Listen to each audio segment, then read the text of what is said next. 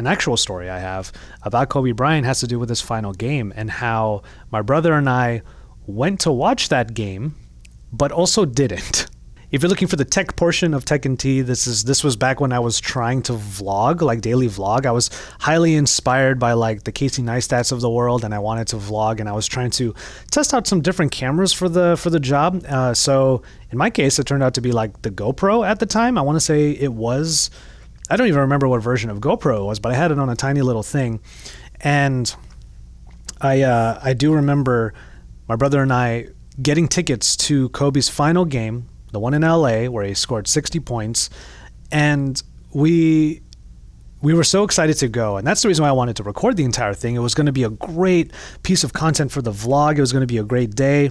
We would be in high spirits. It was just going to be a great moment in time where we get to see off our childhood hero, Kobe Bryant, from the team we have loved for decades. And I remember rigging up my car. Or was it his car? I'm trying to remember. I remember rigging up the car so that we could talk about, how excited we were and the things we wanted to do. We were just excited to be a part of it, even if it was all the way up in the cheap seats, all the way in the very back. We've done it before. We've watched Laker games all the way up in the nosebleeds, but it's always been a good time. Only to find out when we got to the actual Staples Center, we went up to the ticket scanner people, and the night really changed because apparently those tickets were fake. My brother got swindled. I'm not going to get into any details about where he got it from or anything like that, but they looked legit. Let me tell you that much. They looked absolutely legit, and we probably should have been giving people a little bit more credit that they could create something that looks so official when really it's not. So that was a very significant bummer, and it just that's just the first way of me illustrating just how much this person had an impact in me and my brother's lives, that we couldn't be there physically for his actual final game, because we grew up watching this man. We adore him, and we were inspired by him, honestly, and we wanted to be there for his final game. I remember my brother, who had put down a lot of money for those fake tickets, was really bummed out. But we weren't about to just like go home and sulk. We ended up going to a place not too far away. I think it was in Glendale. It was a bar, and sure enough, most of the bars I feel like in the LA area probably had a ton of fans, and this one was no different. We got some drinks. I told my brother, "Hey, this sucks, but I will buy you some drinks. Let's go ahead and just sit down and enjoy the game." And sure enough, I think my brother was the one who said it in one of the clips from what was supposed to be a vlog way back when. He said it was almost as if Kobe knew that something like this could be happening. Not to say that he was doing it for us, but it was exactly what we needed. We needed some sort of magical performance that night, and you could see it in Kobe's face too, though. He was winded. Like, this was definitely the twilight hours of his career. And despite being incredibly winded and tired and not having the same vigor that he used to have, especially when he wore number 8, this number 24, his final game, put up 60 damn points. And it just felt so good. And everyone else in that stadium was feeling that energy as well. Even the other team, who made it very apparent that they were like, this is his final outing. Let's give him the exit that he deserves, the tribute and exit that he deserves. And sure enough, he put up 60. Lakers got the W. And it was just a really awesome night that started off incredibly bummed out. But since we went to that bar, we watched the game, and every time the Lakers scored, especially when Kobe scored, everyone in the bar just went nuts. I think we chanted MVP in that bar at some point.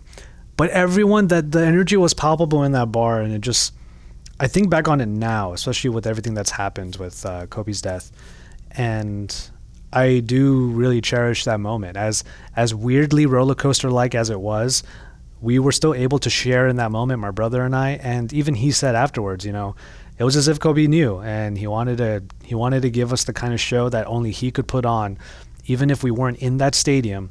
We were all still together as one, as a city, as fans, as Laker fans. And that same amount of just camaraderie among all of us is happening right now here in LA. So I just wanted to take some time to talk about that for a bit.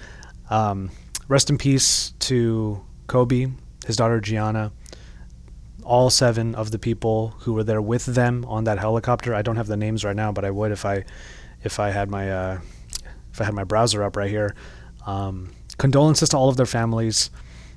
And right now, Los Angeles is here for you. It's here for not only the people who lost somebody in the crash, but for each other. And I think that is something that we all need to be reminded of. And I wanted to take some time to do this. I know it's not your typical content here on either my YouTube channel or as my podcast, but this means a lot to me. And I just wanted to put my feelings out there because it just kind of felt right. I gave it a little bit of time, and I just felt like, you know what, I'm going to hit record and just put out those feelings, and hopefully someone who might be feeling the same way that I do can get a little bit of solace from this content. It was also nice for me to finally take a look at that footage again, because it was one of the first things I thought of when people were giving their tributes and talking about his final game. I was like, wow, technically my brother and I were there.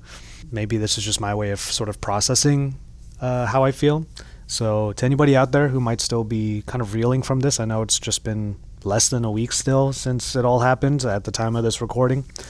I hope you can feel it in the air, at least in Los Angeles, if you are here, that everyone is trying to be there for each other right now, because this has been one hell of a week. Obviously, it's been said a billion times by now over the last few days, but on behalf of Los Angeles, thank you, Kobe, and thank you for all of the memories. Thank you for everything. And yeah, I'll see you in my next video.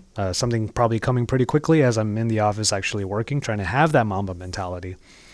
But yeah, until my next one, I'll just remind you to enjoy your tea and enjoy each other's presence, everybody. And you know what? Just to kind of leave this video off on at least somewhat of a lighter note, here are the outtakes from me trying to make that intro happen.